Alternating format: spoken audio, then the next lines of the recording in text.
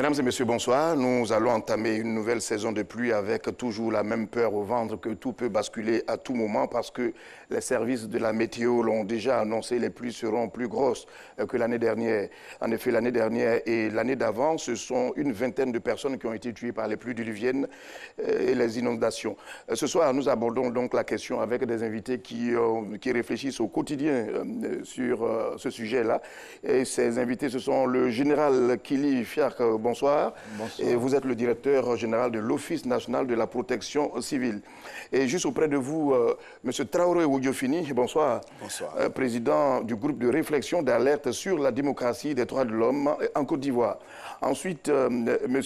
Amara Sanogo, bonsoir. Bonsoir. Et vous êtes le directeur général de l'Office national de l'assainissement et du drainage. En tout cas, merci à vous, messieurs, d'être venus sur ce plateau aujourd'hui pour nous éclairer, pour anticiper certainement sur ce qui pourrait arriver. Alors, la première question, je voudrais commencer par vous, monsieur le directeur général, monsieur Sanogo.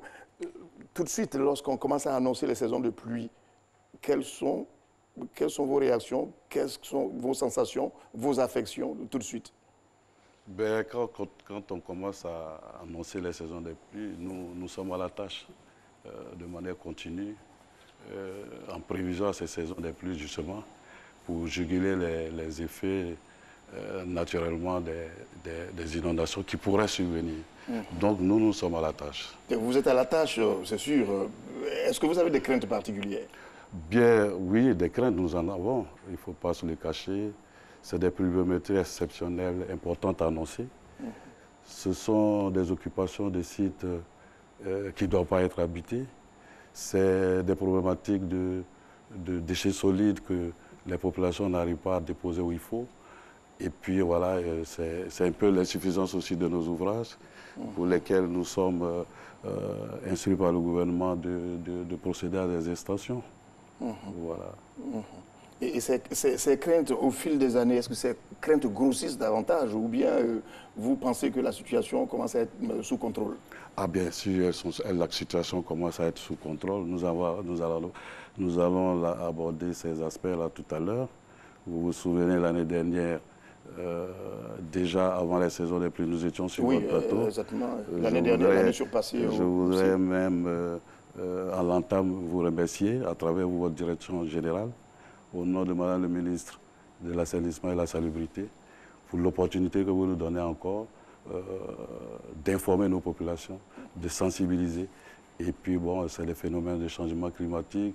Et il faut s'apprêter. Des petits gestes peuvent sauver.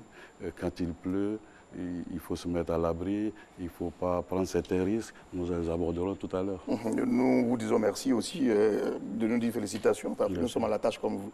Alors, M. Traoré, vous, quelle est votre réaction tout de suite? Est-ce que vous avez des appréhensions à l'approche des grandes saisons de pluie?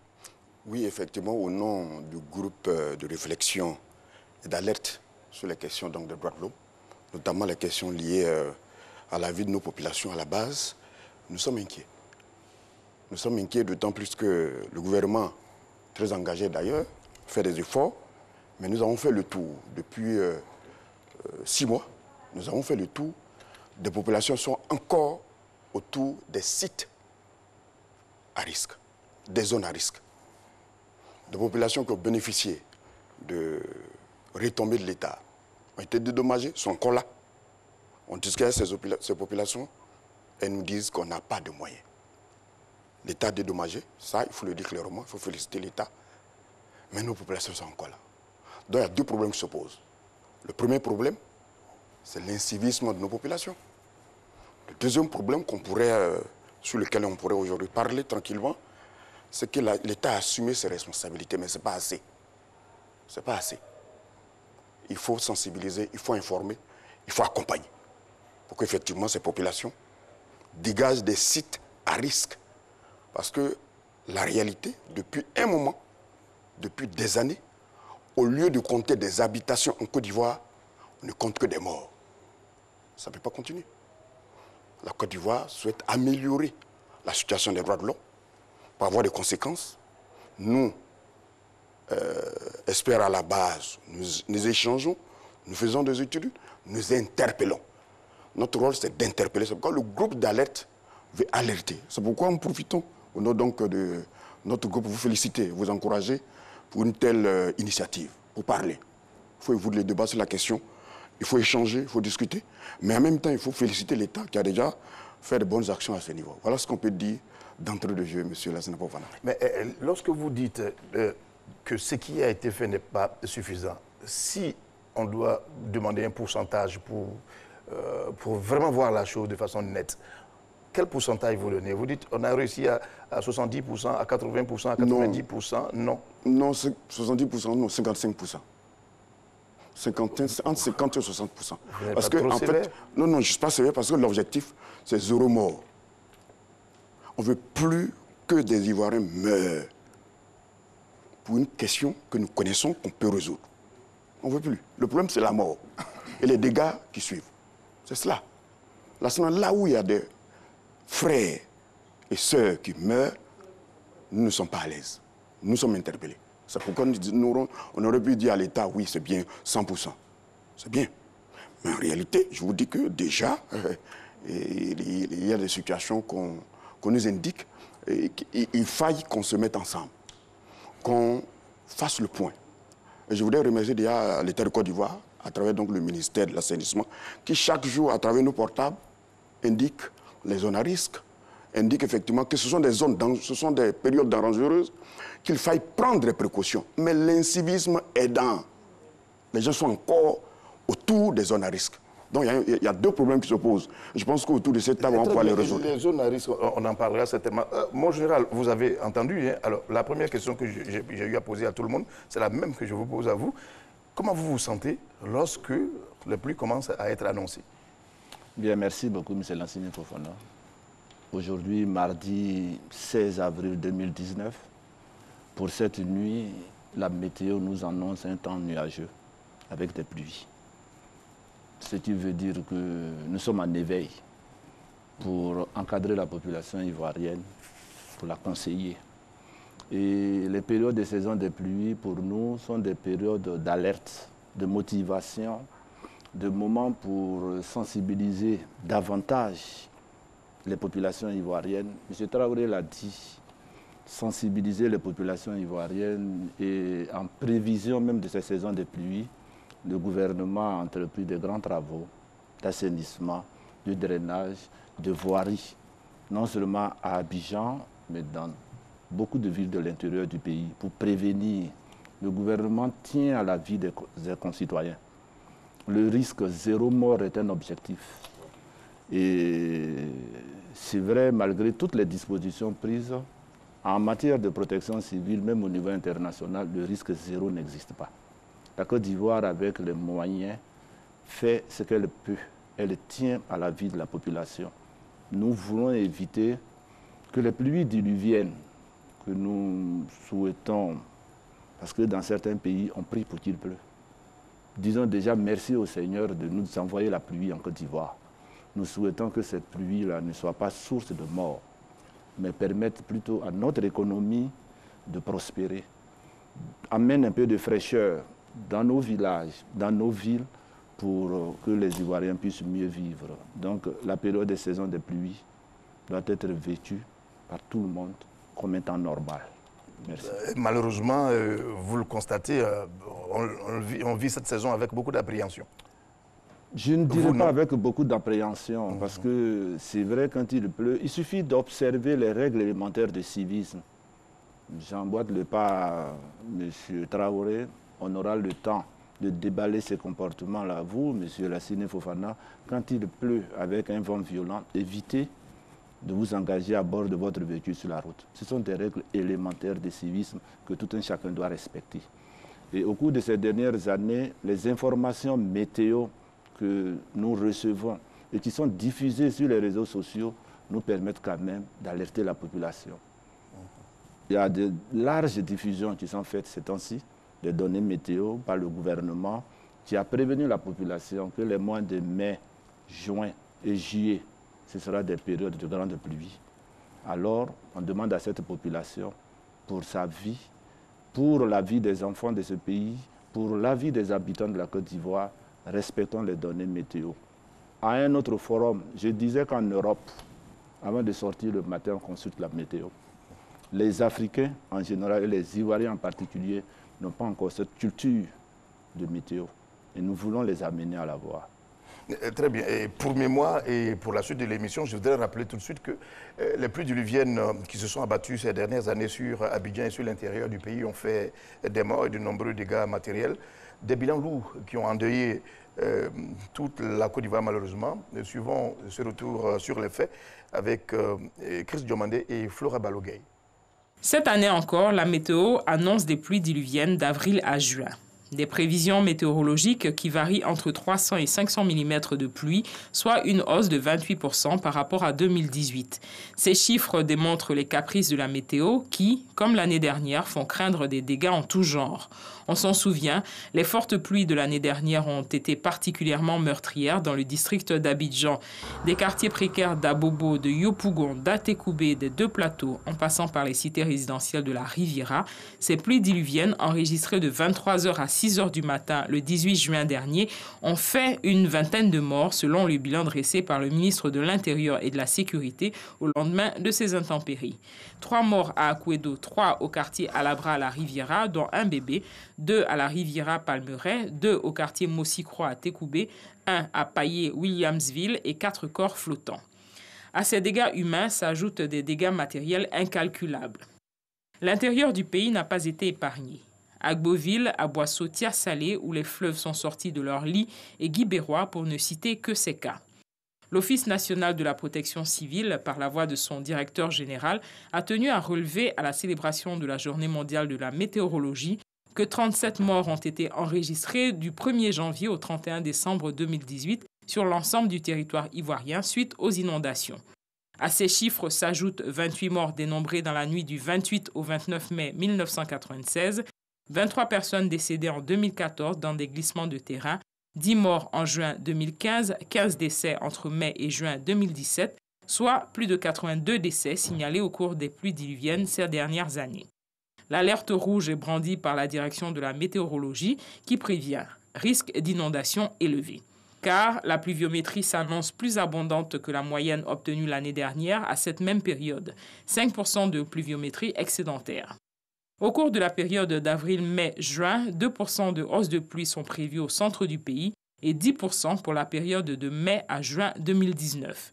Une hausse de 1 à 4% sur le littoral à cette même période. Seul dans le nord du pays, une baisse de la pluviométrie est annoncée pour la période de mars, avril, mai 2019. Monsieur Sanogo, lorsqu'on regarde en fait ce retour-là sur les faits, on a l'impression que les circonstances sont toujours les mêmes. Bien, merci. Bon, les circonstances, on a oublié d'annoncer qu'il y a eu des morts, un mort à Tia-Salé et un autre à Guibérois, pour faire le compte exact. D'accord. Voyez-vous, d'abord, il y a un phénomène important, c'est des pluviométries exceptionnelles. L'année dernière, il y a eu 200 mm de pluie en une seule nuit, de pluie en une seule nuit, de 23h à 3h30 du matin, et 18 morts dans cette même seule nuit. Et quand on regarde la cartographie de la localisation de ces morts, ce sont des sites inhabitables, ce que nous appelons les sites à risque. C'est nos bassins d'orage, c'est des flancs de collines. Vous vous souvenez, dès la survenue de ce sinistre, qui a été un événement majeur, déplorable pour notre pays, il s'en est suivi immédiatement un conseil des ministres exceptionnel. Donc le 21, notre président de la République, son Excellence Alassane Ouattara, hors du pays, a dû écouter son séjour pour rentrer immédiatement. Et il s'en est suivi un conseil national de sécurité le 21. Alors des mesures ont été prises, nous avons été mis en mission pour circonscrire les inondations de cette année. L'objectif, c'est 0 mort. Nous sommes à la tâche. L'Office national de l'assainissement et du drainage, c'est son rôle de drainer les pluies, de les envoyer vers les exutoires naturels. Ici, sur Abidjan, en liaison avec la société de distribution d'eau et les 10 communes d'Abidjan, nous avons près de 400 sites critiques traités en curage préventif depuis février dernier. Ensuite, nous avons ce que nous appelons nos grands ouvrages primaires, pêle-mêle pour ceux qui ne les connaissent pas. Il y a les ouvrages de l'Indénié, il y a les ouvrages du Banco sur l'autoroute du Nord, il y a nos différents barrages écrêteurs que les populations ne voient pas très souvent parce que par définition, les ouvrages d'assainissement sont cachés. Alors tout ça sont traités. Il faut féliciter le gouvernement qui nous en a donné les moyens. Nous les avons engagés en urgence. Et comme le disait le général, c'est 0 mort. Mais fatalement, au-delà de notre action opérationnelle normale pour circonscrire tout ça, notre grosse problématique reste les sites qui ne doivent pas faire l'objet de bâtis, qu'on ne doit pas habiter. Absolument. Et là, je suis intéressé par M. Traoré pour les droits de l'homme. Nous avons quelques 450 hectares je ne dirais pas de bidonville, de sites non habitables normalement, qui sont des lignes naturelles d'écoulement des eaux. Et puis, nous allons trouver des familles là. À notre corps défendant, l'État est bâtisseur par nature, par définition. Mais nous sommes obligés à notre corps défendant d'engager des opérations de libération, de démolition, pour que ces familles aillent se localiser ailleurs. Nous empruntons le thème de Madame le ministre à nous, l'auteur de l'assainissement et la salubrité. Mieux vaut être vivant, être déguerpi vivant, que de mourir. Et mieux vaut pour l'État, je vous assure que c'est une déchirure pour l'État, de venir après avec les directions de la solidarité, de tous les instruments, les structures de l'État, pour donner une compassion quand on a perdu qu'il a 2 ou 3 enfants, une épouse. Or, naturellement, on sait à l'avance qu'il ne faut pas habiter là. Il ne faut pas habiter là. Et là, ça nous interpelle, les droits des enfants en particulier. Ne les mettons pas en danger. Il faut peut-être momentanément, nous sommes tous solidaires les uns des autres ici, dire à ses parents, à des amis et connaissances, de février, mars, avril, mai, juin, est-ce que vous pouvez m'accueillir momentanément? Au moins, je suis en vie, mes enfants sont en vie. Voilà ce qu'il y a comme problématique.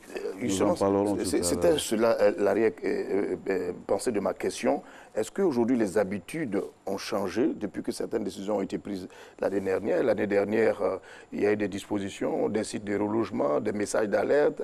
Les populations ont été invitées à quitter certaines zones et tout. Est-ce que vous, dans le suivi, vous avez constaté que les habitudes ont changé? Bien, nous avons constaté que les habitudes commencent à changer. Nous faisons de manière permanente de la sensibilisation.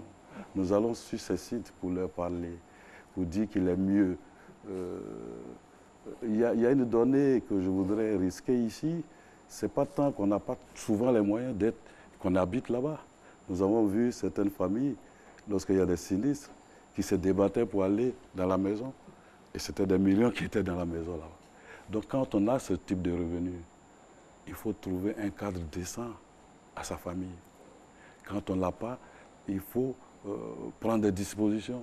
J'ai coutume de dire que si fatalement on prend la responsabilité d'aller installer sa maison ou d'aller s'installer sur une autoroute, vous avez probablement beaucoup d'autres chances d'être renversé par une voiture.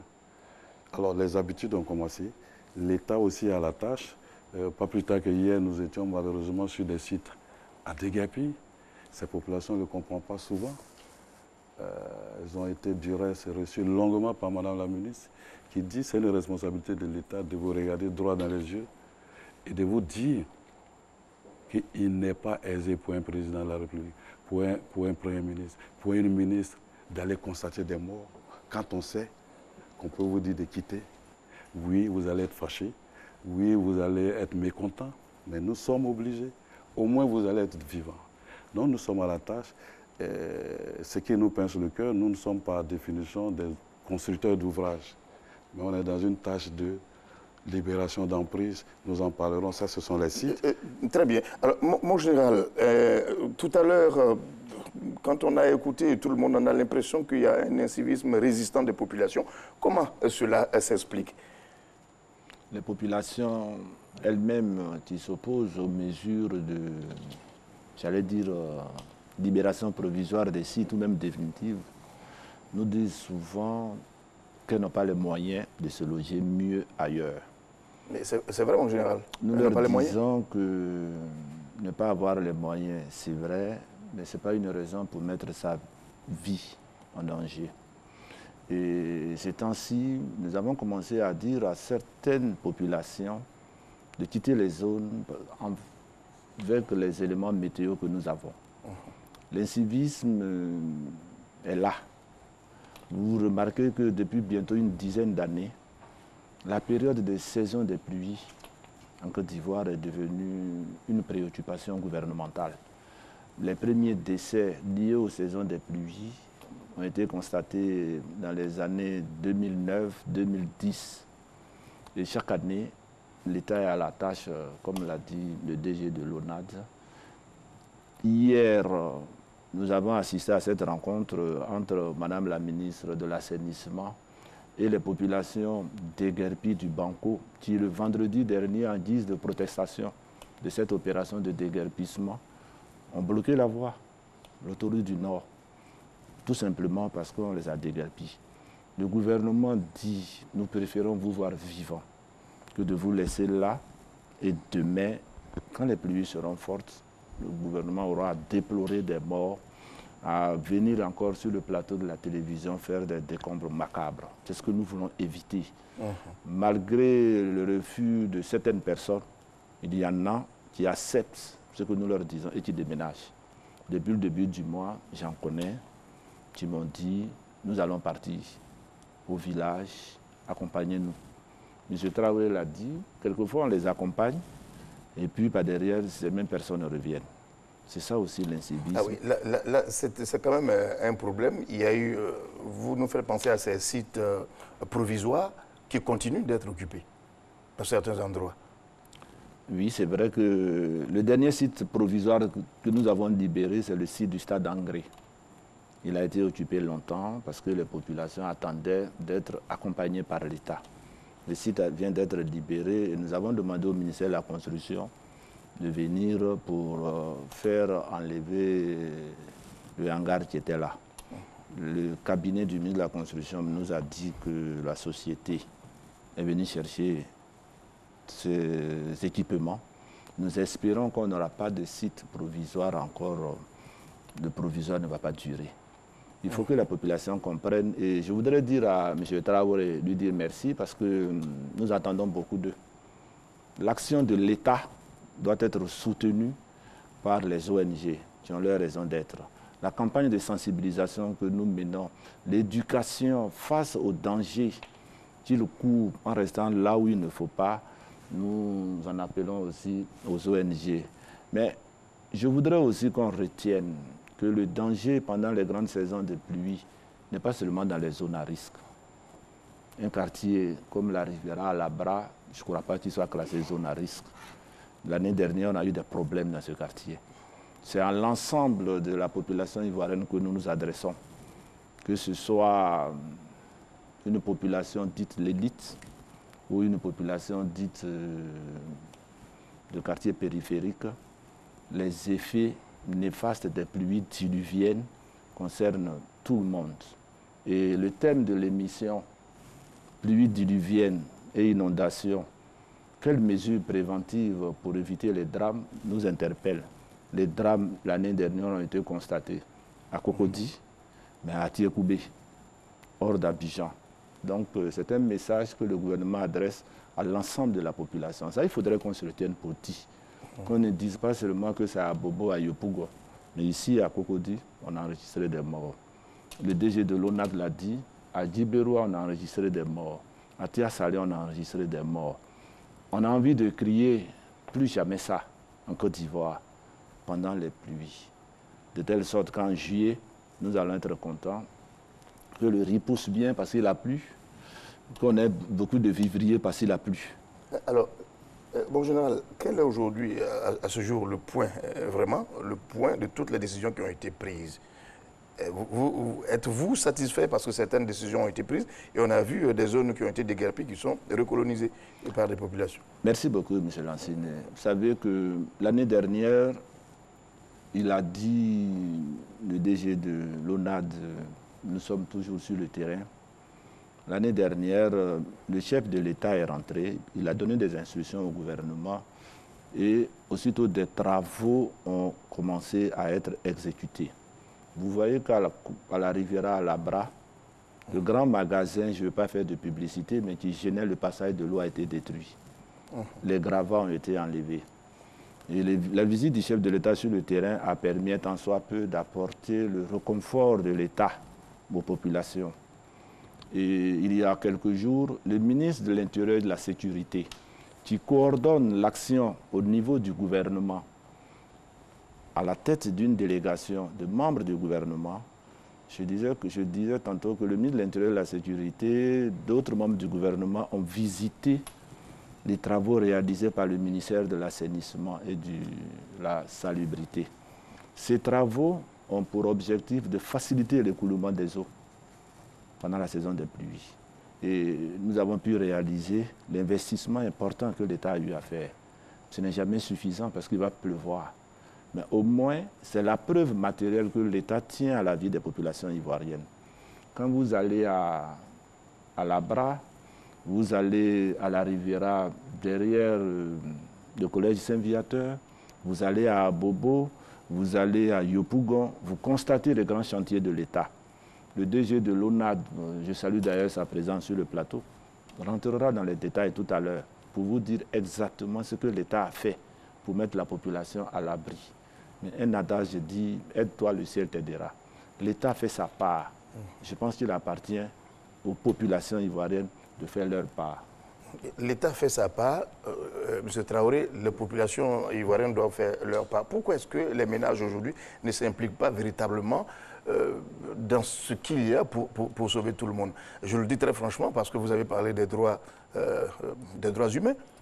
Mais tout de même, quand des personnes sont, j'ai envie de dire, dédommagées pour déguerpir certains sites, ces personnes sont encore là.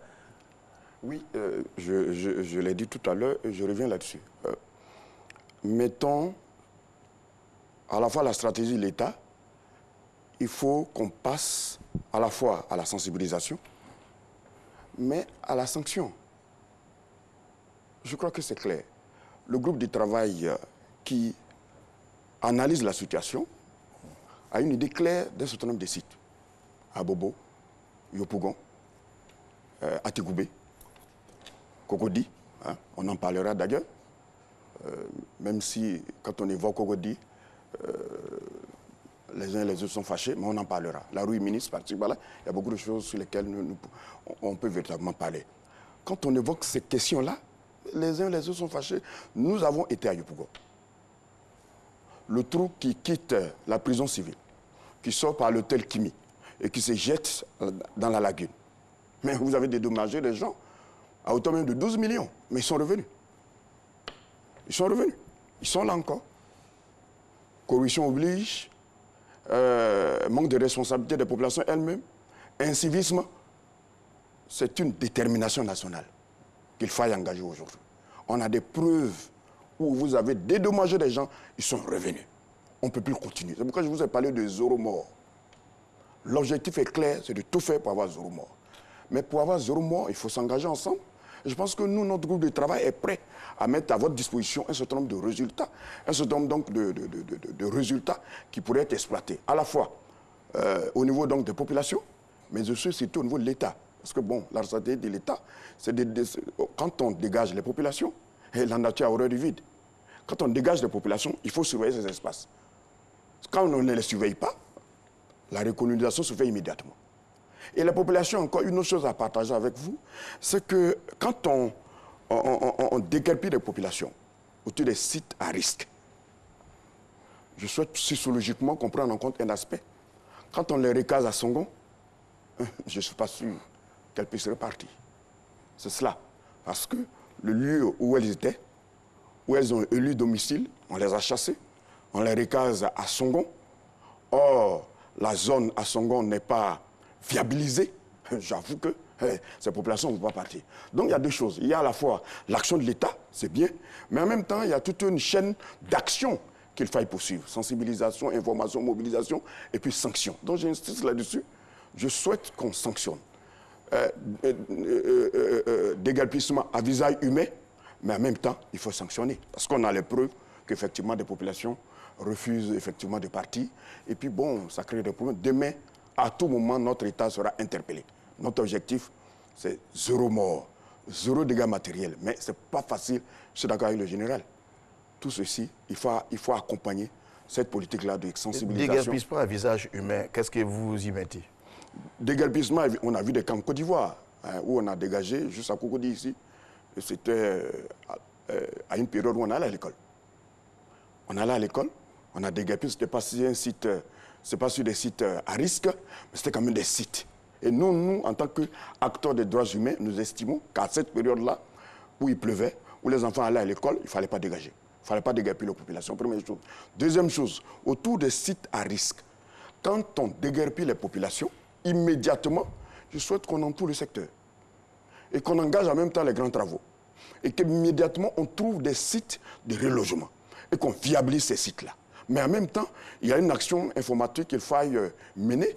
Les uns et les autres qui ont eu des sites là, on les identifie avec les empreintes, on sait où ils vont, on ne peut... C'est même plus sûr que ces populations encore reviennent. Mais je vous dis, j'en ai parlé tout à l'heure, monsieur le directeur, allez-y sur le site dont j'ai parlé tout à l'heure, vous allez voir que des personnes qui ont reçu l'argent de Côte d'Ivoire, l'argent des contribuables sont encore là encore. Voilà, voici la situation qu'on a. Et donc aujourd'hui, il y a une action, sensibilisation, encourager l'État à continuer à déguerpir, mais aussi à sensibiliser. Si après la sensibilisation, rien n'est fait, il faut sanctionner.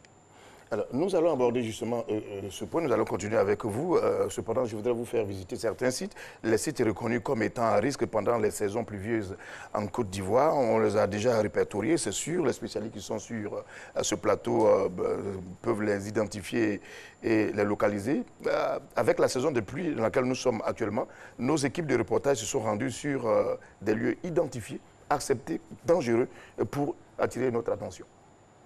La forte pluviométrie qu'enregistre ces dernières années le district d'Abidjan n'est pas sans dommage pour les populations, surtout celles installées dans les zones répertoriées à risque par les autorités. À Abidjan, il en existe une centaine. Au quartier Kennedy Clocha, dans la commune d'Abobo, Mamadou Kouyaté, père de 5 enfants, vit avec sa famille à quelques pas d'un grand trou long de 80 mètres. Le trou est en train de prendre les coups, puisque quand il pleut, il n'y a pas de caniveau, donc tout l'eau de ruissellement descend sur nous.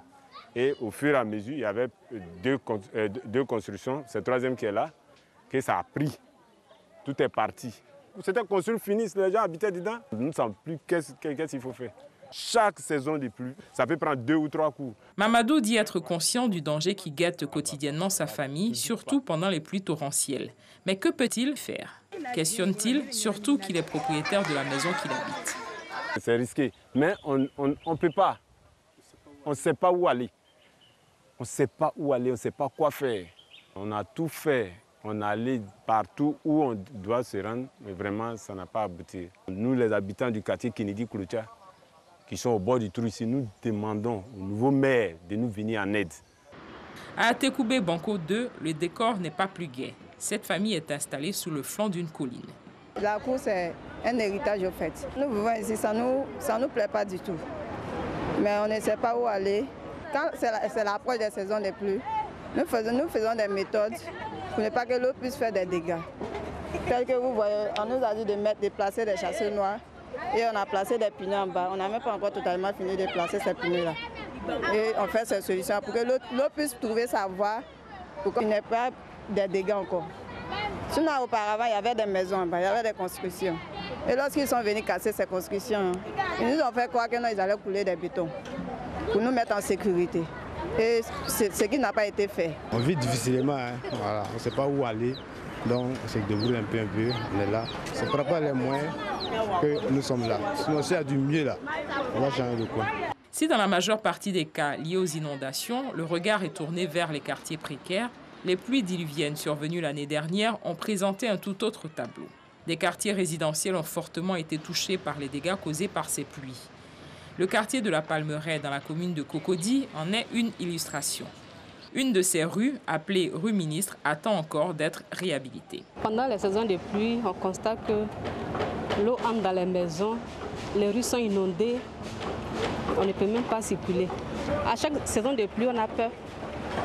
On ne sait pas ce qui va se passer. Quand l'eau vient comme ça, là, j'ai l'impression que non, il n'y a pas de débouché. L'eau ne peut pas partir, le niveau monte. Et quand le niveau monte, ça commence à rentrer dans les magasins, puis ça crée les dégâts. Souvent, même, on est là, même là. Une petite pluie, tu vois, l'eau commence à venir en force.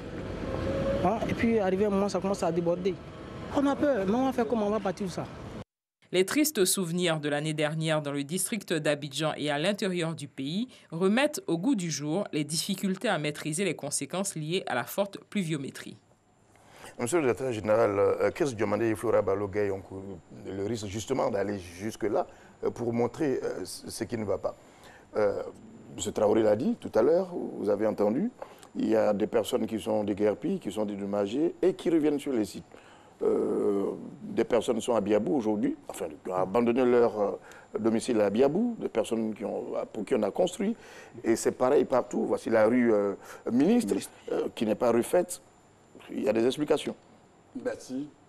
Mais avant, il faut noter que cette problématique est transversale au niveau du gouvernement.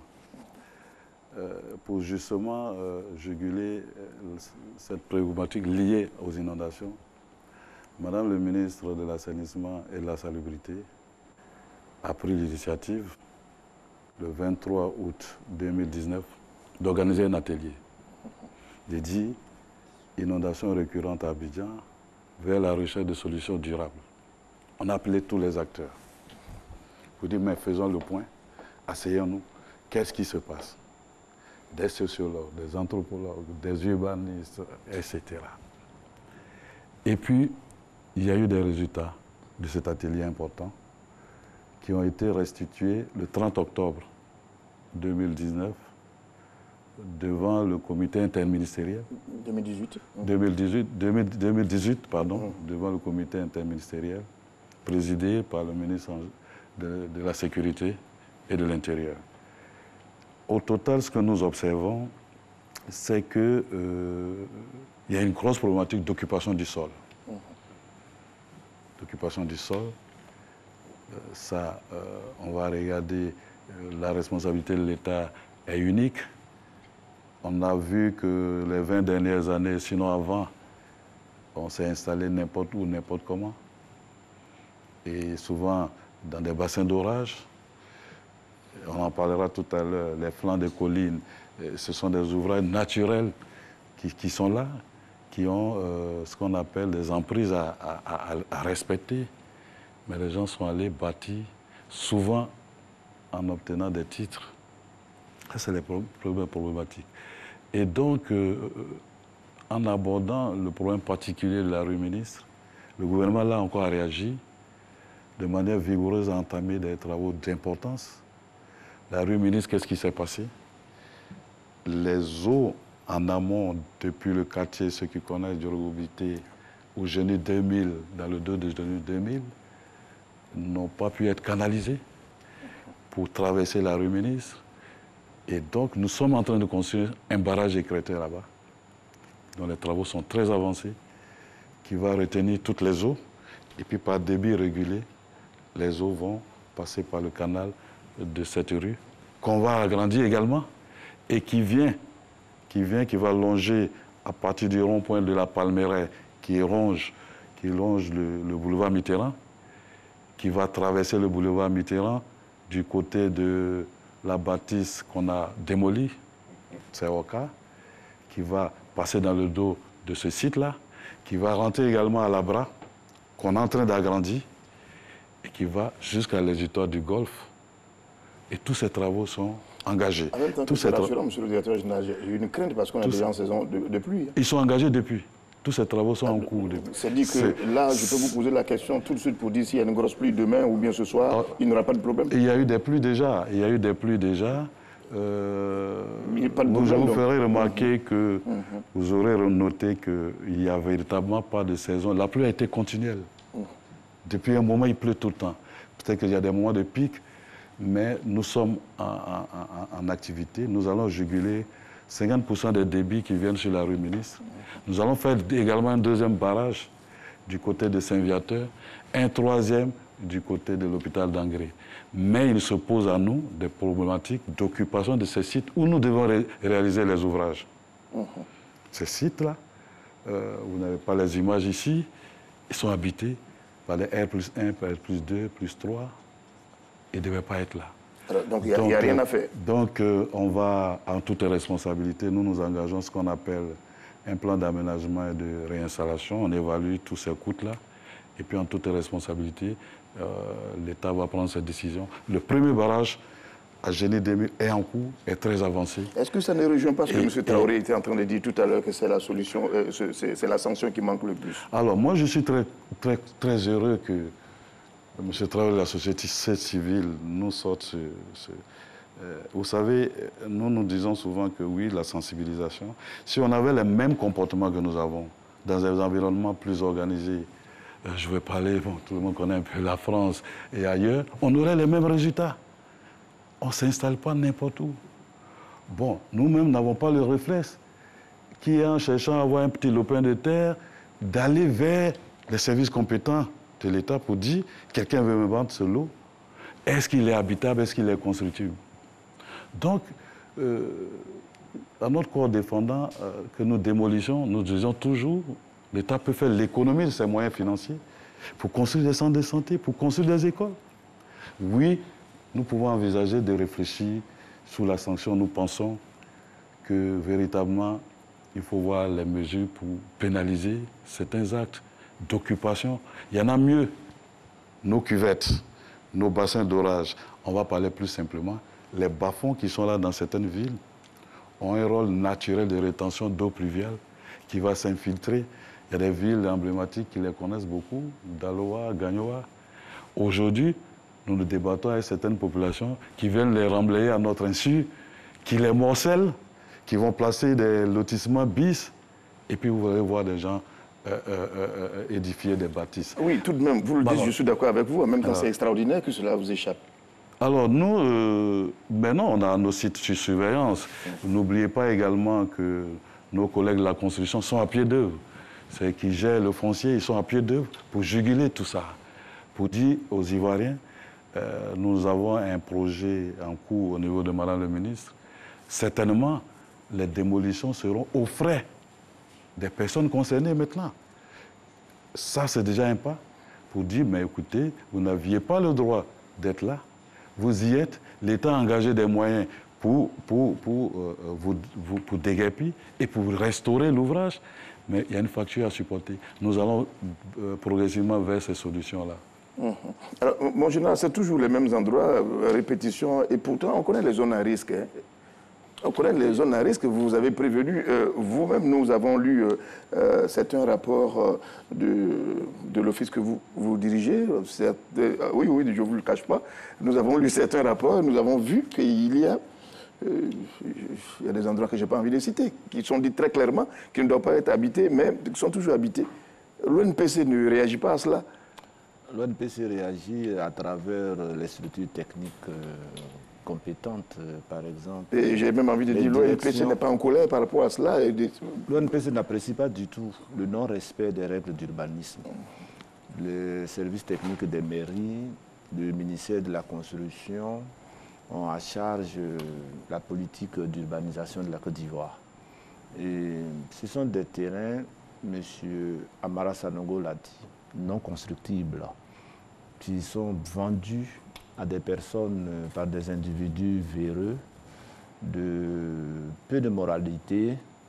Et je dirais que face à cette situation, l'État réagit. J'emboîte le pas à M. Traoré pour dire qu'au niveau du comité interministériel, la réflexion est en train d'être menée pour la répression. Une bonne phase de sensibilisation a cours depuis plusieurs années Et à la dernière réunion à laquelle nous a été donné d'assister, la possibilité de répression est en train d'être étudiée pour que celui qui installe sa maison, qui loge sa famille dans une zone à risque, en cas de déguerpissement de l'État, on supporte les frais. Parce que le déguerpissement, nous voulons respecter les droits de l'homme. Il est là, M. Traoré, il a parlé de déguerpissement à visage humain, je le prends au mot. L'État ne veut pas faire de déguerpissement pour faire souffrir encore la population, mais nous comptons sur l'intelligence des habitants, des hommes et des femmes de ce pays. Dans leur intérêt, nous leur disons, il vaut mieux quitter. Le recours à la force doit être vraiment la dernière solution. Et c'est la raison pour laquelle la télévision, qui nous invite ce soir sur le plateau, participe aux mesures de prévention pour éviter des drames. C'est déjà une forme de sensibilisation. Les rencontres de proximité que nous avons dans les quartiers, et cette semaine-là, nous avons programmé 2 rencontres, constituent encore des formes de sensibilisation. Nous en appelons aux mairies, qui sont les structures de proximité des collectivités territoriales chargées de l'encadrement des populations. Si chacun de nous prend ses responsabilités, je pense qu'on pourra éviter l'occupation de ces sols-là. Mais la réflexion est menée au niveau des membres du gouvernement, membres du comité interministériel, pour qu'après cette longue phase de sensibilisation, depuis plusieurs années que nous menons, place soit maintenant donnée à la répression. Parce qu'une société, c'est ça. Ce sont les sanctions qui amènent l'homme à s'assagir. La vue du gendarme est le premier pas de la sagesse. Monsieur Traoré, vous le dites, de qui vous vous plaignez davantage? Des populations de l'État de Côte d'Ivoire? Parce que vous dites les droits humains, mais vous dites très peu. Voici ce que les populations font et qu'elles ne doivent pas faire. Vous n'insistez pas davantage là-dessus. Non, peut-être que vous ne m'avez pas suivi. Je vous ai très bien suivi. Oui, nous sommes dans en dosant tout un petit peu. Nous sommes dans une dynamique qu'il faille comprendre. Moi, je pense qu'aujourd'hui, notre État a besoin de détermination. Il faut être déterminé. Parce que quand un seul Ivoirien meurt, il y a des médias internationaux qui amplifient la situation. Si bien que le président de la République est obligé d'arrêter ses missions à l'étranger, ça veut dire que c'est important. 0 mort. Si on est d'accord avec 0 mort comme objectif, on y met effectivement la stratégie avec les moyens. C'est ce que je dis. Tout à l'heure, je prends au mot monsieur le directeur de l'ONAT, la rue Ministre. Moi, j'ai visité la rue Ministre. Notre organisation a visité la rue Ministre. On a engagé, je voulais vous féliciter déjà, ils ont dégagé. Tous ceux qui étaient sur le passage des eaux ont été dégagés. L'agrandissement est en train de se faire, mais le problème, on devait bitumer, on ne l'a pas fait. Si bien que des trous encore sont en train de se produire sur la voie. Okay. Non, je viens, oui, je termine. Je vous dis des choses qui sont documentées, que vous avez vues, que nous avons vues, et qui, de notre point de vue, ont besoin d'être relayées pour qu'on... Nous, on veut que l'État avance dans des choses. Si bien que les populations n'auront rien à dire. Communication, information, sur une longue période d'ailleurs, et puis après, sanctions. Mais quand c'est pas fait, quand les populations disent oui, mais on est venu nous dégager, on est parti, mais bon, le goudron même n'est même pas fait. Même l'élargissement du canal même n'est pas... les choses n'avancent pas. Je le dis clairement, pour qu'on puisse juguler cette situation, il faut se mettre ensemble. Il faut mener des actions durables. Des actions qu'on pourrait contrôler, c'est cela. Première chose. Deuxième chose, vous avez parlé d'Orca. Vous avez derrière Orca. Orca a été cassé, tout ça, mais derrière. Mais le terrain là, il a été attribué. Il a été attribué. Moi, je pense que pour prévenir les choses, ceux à qui on a attribué, il faut carrément l'annuler. Quand l'Orca a été dégagé, vous avez derrière un espace qui est prévu pour un supermarché. Ah oui, il est prévu pour vous aller visiter, vous allez voir. C'est prévu pour un supermarché. Je crois qu'il y a des mesures à prendre à ce niveau pour qu'effectivement le passage de l'eau soit totalement libéré. Vous savez, l'eau, c'est une force naturelle, surnaturelle, je dirais. Quand l'eau arrive, que ce soit des montagnes, que ce soit autre chose, tout est dégagé. C'est pourquoi nous nous mettons ensemble pour prendre des mesures qui pourraient nous permettre de prévenir, de communiquer, d'informer et de sanctionner. Voici ce que le groupe de travail nous sommes prêts à discuter avec vous parce que nous avons des résultats. Nous allons vous rencontrer, nous allons nous mettre ensemble. Et nous allons dire aux communautés, aux populations, ce site-là est dangereux. Quand vous mourrez, vous ne comprenez pas les conséquences. Mais l'État de Côte d'Ivoire souffre à l'étranger. Parce qu'un Ivoirien qui meurt, ce n'est pas normal. Et ça, en matière de droits de l'homme, nous pensons que l'argent peut être utilisé à autre parce que, bon, il faut mener des actions, il faut. Nous pensons qu'aujourd'hui, il y a un travail à faire, il faut prévenir, il faut sensibiliser, et puis après, passer donc à la sanction. Je pense que ça, c'est une bonne stratégie que nous partageons avec vous. Je crois que vous avez... Oui, certainement, vous allez réagir, mais je voudrais simplement dire qu'il y a deux choses qui ont attiré mon attention. C'est que des sites qui ont été libérés parce que sites à risque, aujourd'hui encore de nouveaux titres de propriété pour être habités. Tout de même, il va falloir le dire un jour, courageusement, pour que... voilà. Moi, je voudrais circonscrire les responsabilités, les missions. Les missions de gestion de drainage et d'assainissement sont des missions qui consistent à collecter l'eau pluviale et à leur trouver un acheminement normal jusqu'à un exutoire naturel. Il y a des questions également d'occupation du sol qui relèvent, tantôt le général a dit, du ministère de la Construction et qui est à pied d'œuvre et qui a, en son temps, comme il a été annoncé, déguerpi ces sites avec des accompagnements. Oui, nous sommes conscients qu'il ne suffit pas de le faire, il faut sécuriser, on a des projets à eux et nous de végétalisation, de clôture de ces sites-là, etc. Mais je voulais rebondir sur la rue ministre. La rue ministre qui s'est passée, j'ai essayé de le dire tout à l'heure, les eaux qui viennent en amont de la rue, l'eau ne quitte pas forcément du ciel pour tomber à la rue ministre là. Il vient depuis Djolobobité, depuis très loin. Et donc, si vous êtes passé récemment, vous devez voir un grand barrage que nous sommes en train de faire.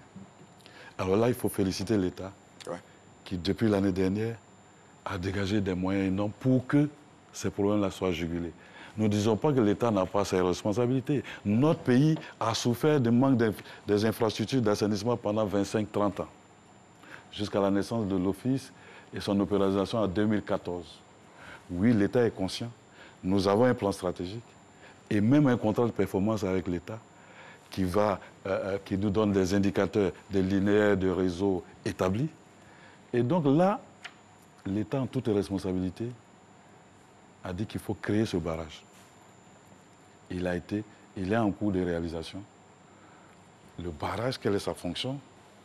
Il retient toutes les eaux qui viennent en amont de la rue ministre et puis qui vont passer par le canal qui est là, mais que nous trouvons insuffisant, donc on l'élargit également.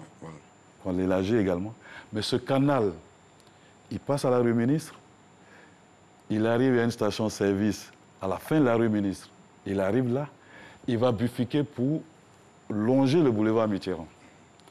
Et quand il arrive au niveau d'un supermarché qui est là, à droite, que je ne vais pas citer, il va traverser la rue Mitterrand, le boulevard Mitterrand, pour passer dans le dos de l'ancien site d'Orca. Donc le site qui est là, c'est un problème de construction qui a été alloué, vous le dites, Mais nous, il ne dérange pas notre ouvrage. Notre ouvrage passera là. Il passe là, il est agrandi, il passe à Labra, il arrive jusqu'au golfe. Pourquoi la rue n'est pas bitumée encore? Tous ces travaux, quand ils ne sont pas finis, je vous rassure, le ministre en charge, le ministre de l'équipement, est prêt à commencer les travaux de bitumage immédiatement. Mais dans la séquentialisation des tâches, il faut qu'on ait fini le barrage, qu'on ait fini l'agrandissement. Et je voulais inviter les populations à un peu plus de patience. On le fera. Dès que l'agrandissement du canal est fini, tout le long de la rue ministre, vous verrez immédiatement que le bitume sera là. Vous vous souvenez, je vais évoquer un site emblématique que vous connaissez, qui traversait Mitterrand pour passer aux côtés de la résidence de la star Alpha Blondy. Ça a traîné comme ça, jusqu'à ce que nous finissions nos ouvrages. Aujourd'hui, vous ne vous rendrez pas compte qu'il y avait cette défaillance de fonctionnement des ouvrages là-bas. Vous allez voir dans peu de temps que tout ça va prendre fin, que la rue sera bitumée. Ça, c'est pour faire le focus sur la rue ministre. Mais j'aimerais dire que l'État ne fuit pas ses responsabilités. Nous avons une cartographie en Côte d'Ivoire où il faut démultiplier les ouvrages. Ça, c'est le rôle de l'État. Il nous appuie tout le temps pour mobiliser ces fonds. Et j'aimerais vous informer que c'est dans ce cadre d'ailleurs que la BID, la Banque islamique de développement, a bien voulu octroyer un prêt de 55 milliards à l'État pour démultiplier les ouvrages de drainage des eaux pluviales à Abidjan sur les sites de Cocody, d'Abobo et de Yopougon. Maintenant, ce que nous évoquons, au-delà de ces travaux que je dirais opérationnels de manière normale, quand on regarde les morts, elles surviennent sur des sites où naturellement un être humain ne doit même pas habiter. Et ça, vous vous souvenez l'année dernière, Monsieur le Premier ministre, dans la boue sur les chantiers, à Tekoubé, sur des flancs de collines, où il y a eu l'éboulement pour ensevelir toute une famille. Oui, nous sommes pour la répression. Nous pensons que c'est nos propositions. Madame la ministre également s'en est saisie. Il faut passer une phase. Voilà. Oui, bon, Gérard, vous avez voulu réagir. Oui, merci. Non, je voulais tout simplement dire à M. Traoré que les travaux de la rue ministre sont en cours. Et M. Sanogo Amara m'a dévancé il y a quelques semaines au cours d'une réunion que nous avons tenue au ministère de l'Intérieur et de la Sécurité. Le représentant du ministère des Équipements routiers nous a donné l'assurance que d'ici 1 an, le temps que le ministère de l'Assainissement finisse sa tâche, cette voie serait bitumée. Donc c'est l'assurance que je voudrais donner à M. Traoré, le gouvernement à la tâche. Ah oui, c'est pour tous ceux pour tous les Ivoiriens et ceux qui habitent là-bas surtout. Et surtout, je crois que quand on a la bonne information... Oui, quand on a la bonne information... Oui, mais le gouvernement à la tâche, vous avez vu... Vous comprenez l'impatience des populations? Nous comprenons leur impatience, mais nous leur demandons encore un peu plus de patience. Mais juste leur dire quand les rues seront bitumées. C'est une préoccupation. Dès qu'il y a une pluie à Abidjan, la rue ministre est inondée, les gens nous appellent de partout, et nous voulons les rassurer. En amont, des travaux sont effectués, la rue ministre sera bitumée. Ça, nous tenons cette information du ministère des Équipements routiers. C'est ce département ministériel-là qui a d'ailleurs fait détruire le commerce, le grand bâtiment de commerce en question. Il faudrait que la population fasse les différences entre les différentes tâches des différents ministères. Le ministère de la Construction, le ministère de l'Équipement routier, le ministère de l'Assainissement et de la Salubrité. C'est 3 ministères qui travaillent pour réaliser des ouvrages.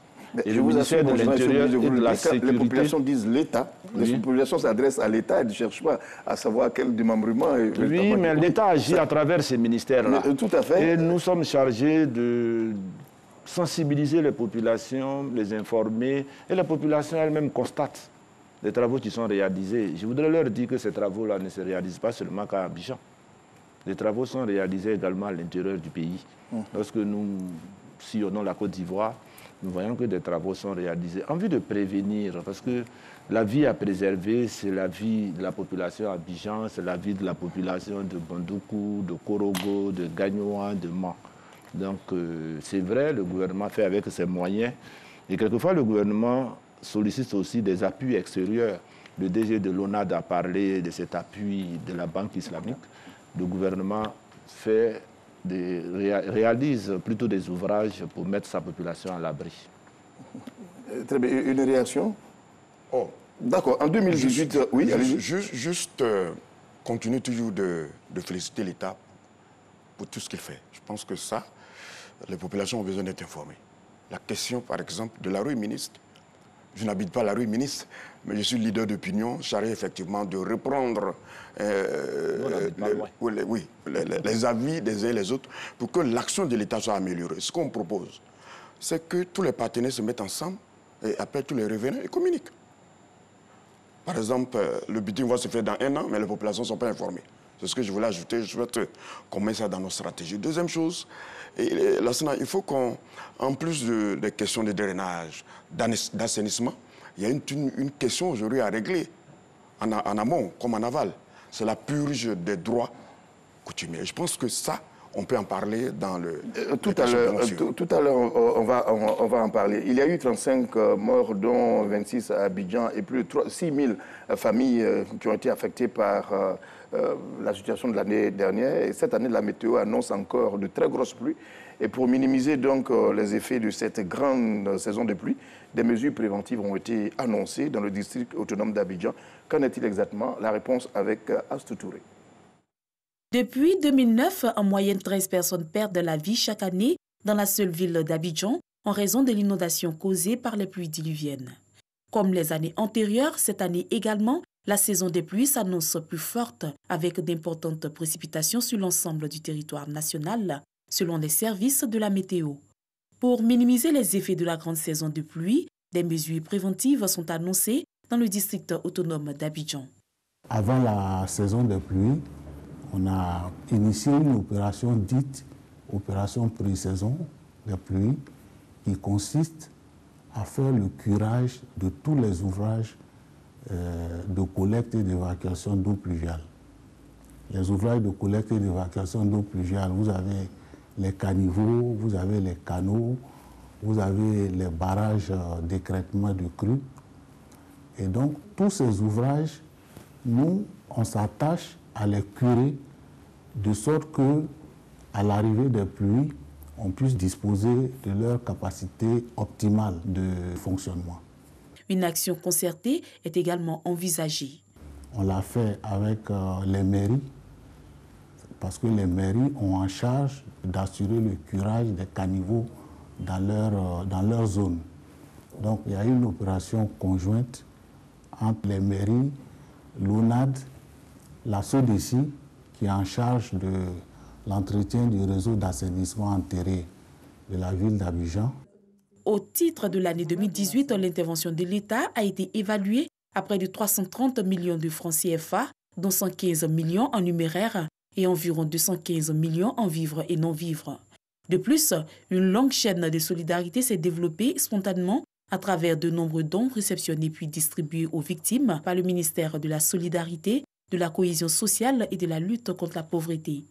L'intervention de l'État en 2018, il y a eu la mobilisation en termes d'assistance en vivre et non-vivre, en termes de mise en place de postes médicaux avancés, en termes de curage des caniveaux et également en termes de prise en charge psychologique de toutes ces personnes qui ont été rendues vulnérables par les inondations. Fort de cette expérience, nous avons organisé au cours du mois de mars un atelier de renforcement des capacités de tous les acteurs qui interviennent dans la chaîne de préparation aux réponses aux urgences.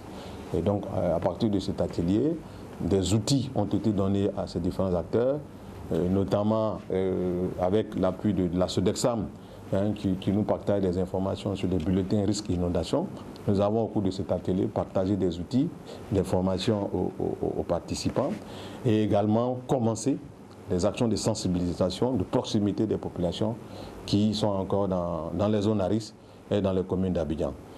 Il y a eu également des actions de suivi de tout ce qui est travaux d'assainissement dans les différents quartiers, notamment rue Ménis, Moussicro, pour pouvoir vérifier effectivement l'effectivité de ces travaux, à quel niveau d'exécution sont ces travaux. Pour éviter les constructions anarchiques occasionnant les dégâts constatés, il y a environ 3 semaines, un projet de décret modifiant celui sur le permis de construire a été initié, un décret qui s'annonce plus strict. Au niveau du gouvernement, il vient d'être pris un décret qui modifie l'actuel décret sur le permis de construire et qui met en place une plateforme collaborative qui associe les représentants du ministère de la Construction, des mairies, du district, de l'OMPC, du ministère de la Ville, pour sillonner les territoires communaux, pour s'assurer que tout ce qui se fait comme construction, les propriétaires détiennent un permis de construire. Et cela nous permettra donc de s'assurer que ce qui se fait sur le terrain est conforme à la disposition réglementaire en matière surtout d'urbanisme. Les zones urbaines côtières, particulièrement le district d'Abidjan, qui compte plusieurs zones à risque, sont les plus affectées. Il est donc formellement demandé aux populations de quitter d'urgence ces lieux à risque afin d'éviter encore des drames comme par le passé. Monsieur Traoré, lorsque on suit ce reportage, on se rend compte que d'ailleurs, de plus en plus à Abidjan, il est conseillé de construire en hauteur parce qu'il n'y a plus d'espace et tout. Faut-il pour de bon construire un nouvel Abidjan? Oui, un nouvel Abidjan. Moi, je pense que dans le plan directeur d'Abidjan, c'est prévu. Nous avons échangé avec le district d'Abidjan. Il est prévu une nouvelle ville d'Abidjan. Mais bien sûr, avec des aménageurs fonciers qui respectent la législation en vigueur, un ministère de la construction et de l'urbanisme qui n'octroie pas les ACD comme ça, parce que c'est ça aussi le débat. C'est cela. J'aurais souhaité que le ministère soit là pour qu'on puisse échanger sur la question. On ne peut pas parler de l'ONPR, on ne peut pas parler de l'ONA, on ne peut pas parler d'assainissement sans le ministère de la construction et de l'urbanisme. Moi, je vais vous faire une confidence. Des gens qui ont construit sur des espaces à risque. On arrive, on prend son bic rouge, on met A/C, AD, à détruire. Vous revenez 2 semaines plus tard, on prend une peinture, on fait disparaître AD et on monte un immeuble. C'est comme ça que ça fonctionne. Ce laxisme-là, il faille le combattre. Ce n'est pas normal. Donc aujourd'hui, c'est bien de nous engager à construire une nouvelle ville d'Abidjan. C'est bien effectivement aussi de contrôler là où il y a les sites à risque, avec des habitations à risque. C'est aussi bien aussi de vérifier tout cela. Donc aujourd'hui, nous souhaitons qu'il y ait une action collégiale entre le ministère de l'Assainissement, le ministère de la Sécurité, les communautés à la base, la RTI, tous les partenaires ont quelque chose à dire. Parce qu'on a des choses à dire. On n'octroie pas des espaces à n'importe qui. Parce qu'on a de l'argent. C'est le risque qu'on court partout. Donc aujourd'hui, il est bien de penser à une ville d'Abidjan, une nouvelle ville d'Abidjan, c'est bien. Mais en même temps, la question de la corruption est là. La question des ACD qu'on donne comme ça, sans véritablement voir comment les choses se font. On sait comment ça se passe. Donc on aurait voulu les voir sur ce plateau. D'accord, ce sujet que vous évoquez nous intéresse pour une autre émission, je vous assure. Nous prenons note et nous verrons comment aborder la question. Mais pour revenir sur un nouvel Abidjan, comment est-ce que vous le voyez, cet Abidjan-là? Oui, un nouvel Abidjan qui respecte les questions environnementales. Avons-nous suffisamment d'espace pour reconstruire Abidjan? Oui, on a suffisamment d'espace. Est-ce que la solution n'est pas seulement de casser, de reconstruire? Non, non, je ne pense pas. Je pense, évidemment, il y a tout un programme. Hein. Ceux qui ont construit sur les sites à risque, il faut les dégager. Après avoir mené une bonne campagne de sensibilisation et d'information. S'ils ne dégagent pas, c'est la sanction. Parce qu'ils ont déjà reçu les ressources de l'État, ils ont été dédommagés. C'est la première des choses. La deuxième des choses, il faut continuer le drainage et l'assainissement. Continuer le drainage et l'assainissement. Parce que vous avez encore des quartiers qui ne sont pas assainis. Évidemment, quand l'eau arrive, l'eau est obligée d'emporter tout ce qui est sur son passage. Voilà le risque que nous courons. Troisième chose, Abidjan a besoin d'un espace beaucoup plus grand, a besoin d'un espace qui respecte les questions environnementales, Abidjan a besoin effectivement d'un autre espace pour demander aux Ivoiriens d'aller y habiter avec des conditions claires. Oui, oui. En dehors d'Abidjan, vous ne pouvez pas... Vous voyez, vous regardez Abidjan, vous regardez le quartier, vous regardez Cocody, après Cocody, vous rentrez à Benjerville. Après Benjerville, vous avez des espaces. Ces espaces méritent effectivement d'être assainis, de mener une bonne politique de drainage, et puis on installe les Ivoiriens. Je pense que ça, on peut le faire.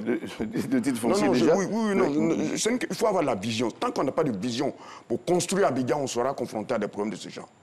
Il faut construire un nouvel Abidjan avec une autre vision qui est orientée vers le futur. Mais il y a ça existe dans le monde. Ce n'est pas je ne suis pas en train de rêver, mais il faut rêver pour ce pays-là. Pour qu'aucun Ivoirien ne meure comme ça parce qu'il a construit un espace à risque. Vous adhérez à cette idée? Un nouvel Abidjan, vous voyez quelque chose comme ça? L'idée, ça vous dit quelque chose, non? Non, mais je voulais dire qu'il a tellement raison que le gouvernement a repris le schéma directeur d'urbanisme de la ville d'Abidjan, qui était caduc depuis, je crois, 15 ans, qui a été repris. Abidjan, c'était 2 millions, 1 million et quelques d'habitants, 2 millions, on frôle 5 millions aujourd'hui. Et j'ai dit tantôt qu'il y a des grosses problématiques d'occupation du sol. Vous ne verrez nulle part des aires de jeu, des délaissés de végétation, de jardins publics, mais tout est bâti. Donc l'État va corriger ça. Tout est bâti, de sorte que l'imperméabilité du sol même s'en accentue. Pour ceux qui connaissent Abidjan, qui sont nos aînés, quand on en parle, c'était des espaces respectés, des servitudes respectées. Il y a eu cet incivisme.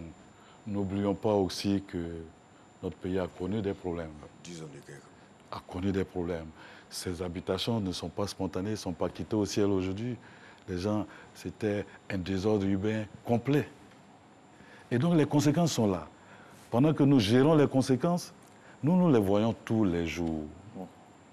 Un bassin d'orage est fait naturellement pour retenir l'eau. Vous allez trouver 5 hectares, les gens ont bâti des maisons en dur, qui souvent ils ont investi 10 millions, 15 millions. Et alors, qu'est-ce que vous avez comme solution?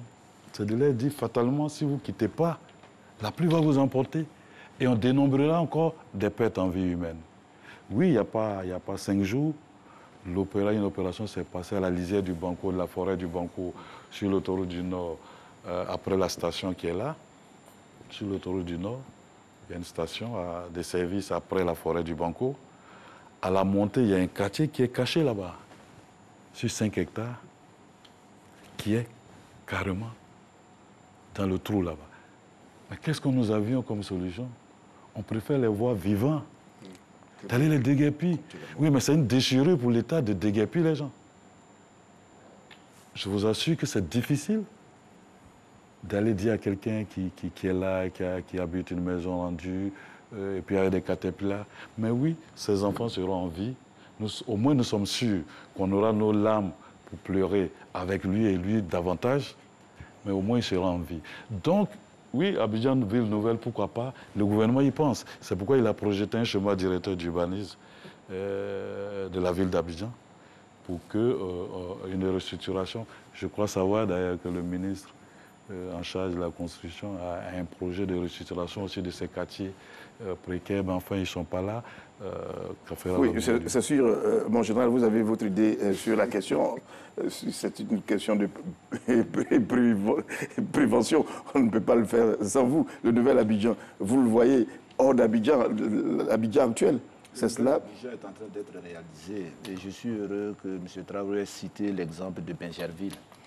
Aujourd'hui, quand nous dépassons la Riviera Palmeraie pour aller à Bingerville, on ne voit pas la différence entre Cocody et la ville de Bingerville. Mais au-delà de Bingerville, il y a des terrains urbains qui ont été lotis et des promotions immobilières s'y réalisent pour que les Abidjaniens qui le désirent puissent s'installer dans ces zones, respirer un air un peu plus frais. De même que du côté de Sangon, en allant à Dabou, du côté de Grand Bassam, vous avez vu ces nouvelles habitations, ces lotissements, domaine de l'État. Abidjan s'agrandit. Et Abidjan grandit avec ses problèmes d'urbanisation, comme dans toutes les grandes villes. Ayons la maîtrise de notre urbanisation, préservons un cadre de vie meilleur, il a dit, qui tienne compte de l'environnement. Mais toutes ces actions pour appuyer l'État reposent sur le civisme des habitants, des populations de ce pays.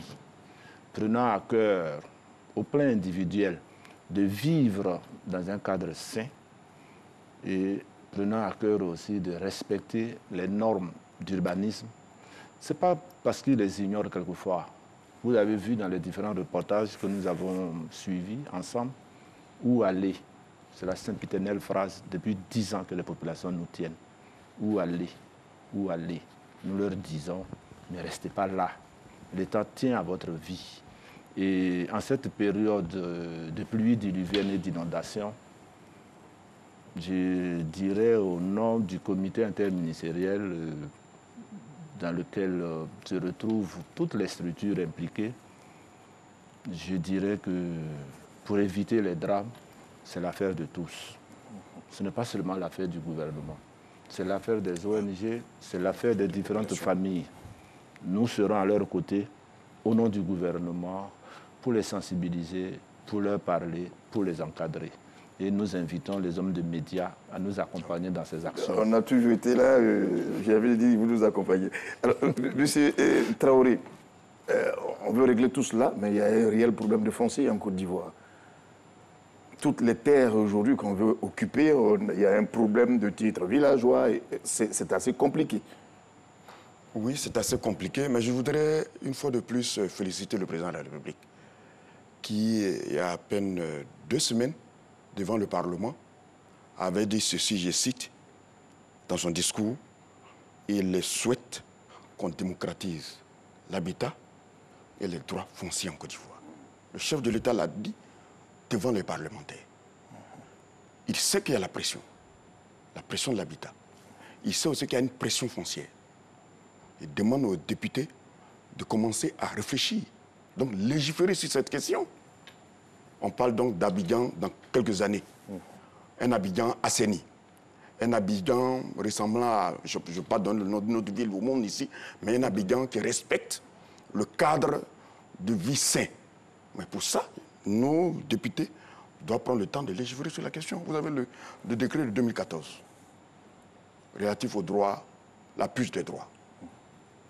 Vous avez le mètre carré qui coûte entre 600 francs pour les départements et 2000 francs pour Abidjan. Mais pour moi, il est caduc. Il faut le revoir. Il faut ouvrir le débat sur la question. En quoi il est caduc? Oui, parce qu'à cause de la pression, on ne peut pas payer un mètre carré à 2000 francs. Et puis, 5-6 ans plus tard, on le vend à 300 ou à 40 000 francs. C'est cela. Nous avons discuté avec les populations à la base. Nous avons discuté avec les propriétaires terriens. Nous avons discuté avec les aménageurs fonciers qui ont des préoccupations qu'on doit soulever, analyser et trouver des solutions. Ce décret-là, pour moi, il ne prend pas assez le contenu de la situation. Alors, si nous voulons véritablement avoir un habitat assaini, si nous voulons effectivement permettre à nos populations, on dit tout à l'heure, on ne sait où partir. Effectivement, il y a des populations qui ne savent où partir. On ne leur propose rien. Des habitats qui sont à modique prix, on peut le faire. Ça existe déjà, hein, des projets ont été faits par le gouvernement. Mais je pense qu'en amont comme en aval, il faut déjà mener cette action pour continuer de travailler. Mais, donc, ce que je propose, c'est qu'on se mette ensemble. Propriétaires terriens, aménageurs fonciers, ministère de l'Intérieur, ministère de la construction de l'urbanisme, pour analyser cette question sous l'orientation du Parlement ivoirien. Si le chef de l'État en a parlé, c'est qu'effectivement, il y a matière à réflexion. Voilà un peu le débat. C'est pourquoi je souhaite qu'on l'ouvre ici et qu'on en parle. Il a dit, et c'est important. Et quelle est la grosse préoccupation des populations villageoises aujourd'hui qui ne veulent pas laisser les terres, même à l'État? La puce de droit, les populations estiment que ça ne coûte, ce n'est pas assez.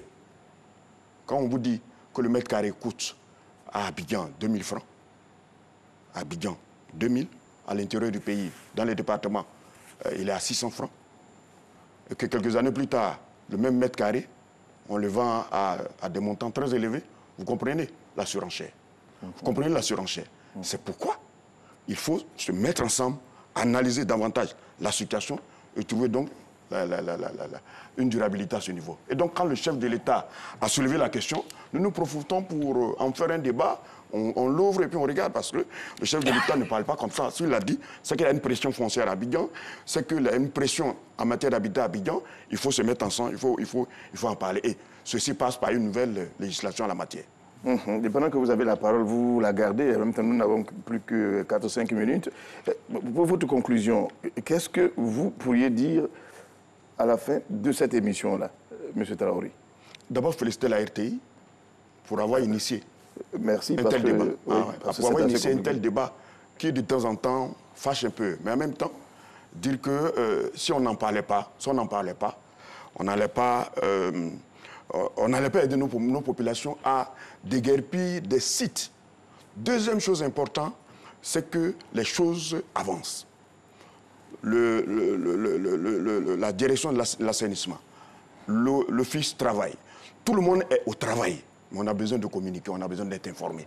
Si on communique et que si on est informé, on peut expliquer la problématique de l'État à toutes nos communautés. Il y aura moins d'appréhension, moins de discussion. Je suis sûr qu'on se comprendra mieux. Dans tous les cas, l'objectif étant clair, 0 mort en 2019. 0 décès en 2019. Très bien, nous souhaitons vraiment qu'il n'y ait pas de mort. Mon général, pour terminer, quel est le message que vous pourriez lancer aujourd'hui en direction de qui? C'est à vous de choisir. Merci beaucoup. Je dirais à la population ivoirienne que depuis le 1er avril, nous sommes dans la saison des pluies. Je voudrais inviter cette population à être à l'écoute des informations météo afin d'apporter à l'État ou d'avoir le comportement qu'il faut en cette période de saison des pluies que nous allons connaître. 3 mois de saison des pluies annoncés, des messages ont été diffusés sur les réseaux sociaux. Évitons de faire prendre des risques inutiles à nos familles, à nous-mêmes. L'objectif est 0 mort est l'affaire de tous. Les structures de l'État sont là pour un accompagnement, un encadrement. Le gouvernement veille à ce que sur cette terre de Côte d'Ivoire, les gens ne meurent pas du fait des pluies diluviennes. Malheureusement, comme j'ai l'habitude de le dire, le risque zéro n'existant pas, mais nous invitons les populations à respecter les consignes de sécurité qui leur sont communiquées à travers les médias d'État et à travers les réseaux sociaux. Respectons les mesures de sécurité pour préserver nos vies et la vie de nos familles. Monsieur le directeur général, pour terminer, qu'est-ce que vous avez à dire? À commencer par dire que, par exemple, que la rue du ministre sera bitumée. Oh oui, mais ça, je l'ai dit, c'est nous que le ministre de l'Équipement attend. Et c'est normal, on ne peut pas la bitumer aujourd'hui tant que les travaux ne sont pas terminés. Autrement, on va venir recasser ce bitume pour agrandir le canal qui passe là. Mais j'aimerais emboîter le pas au général qui, soit dit en passant, est le président du comité technique de crise. Il connaît bien les problématiques sur le terrain. De dire aux populations que ce que nous observons, c'est les sites à risque d'habitation qui font l'objet de beaucoup de dégâts. L'État, dans son rôle de démultiplier les ouvrages de drainage, est à la tâche. Je vous l'ai dit tantôt, c'est sur la base d'un plan stratégique, d'un contrat de performance, et graduellement, nous montons en puissance. Aussi bien, on n'a pas parlé de l'intérieur du pays, aussi bien à Abidjan qu'à l'intérieur. On n'a pas parlé des problématiques des eaux usées qui se retrouvent dans ces ravins, on n'a pas parlé de ça, qui posent des gros problèmes de santé publique, en particulier aux enfants. Et donc, les exhorter à dire, à prendre soin de leur famille. Quand nous allons, après ces événements tristes, nous constatons que mais normalement, on ne doit même pas être là. Ce n'est plus techniquement un problème de drainage, c'est un problème d'occupation d'un sol, d'un site où naturellement l'eau va venir, l'eau va passer. Et c'est ce que je voulais dire, et dire à M. Traoré également que oui, nous communiquons, nous sensibilisons tout le temps. Tout le long de l'année, la RTI peut être témoin. À la rue Ministre, il y a eu des campagnes d'information pour dire voilà ce que nous entreprenons, voilà les délais d'exécution, voilà les délais de finition. Mais en même temps, nous disons aux populations, vraiment l'État veut voir tout le monde vivant, même sans, je dirais, même sans toi. Parce que nous n'avons pas en Afrique les problèmes de sans domicile. On peut aller momentanément chez un cousin, chez un frère. Au moins, nous sommes en vie. Et nous, c'est ce que nous disons toujours, ce n'est pas des sites globalement qui font l'objet de drainage, c'est des sites naturels de rétention d'eau. Donc, le gouvernement a la tâche, à travers le comité interministériel, et il veille au bien. Nous, nos ouvrages des sites critiques, on n'en a pas parlé, nous avons des sites critiques. Ils sont sur surveillance 24 heures sur 24 pour mettre bien les... En tout cas, merci, monsieur le directeur général, monsieur Amara Sanogo, directeur général de l'Office national de l'assainissement et du drainage. En tout cas, j'ai été très heureux d'entendre à plusieurs reprises que la RTI fait son travail. Merci à vous aussi, au général qui Kili Fiak, DG de l'Office national de la protection civile.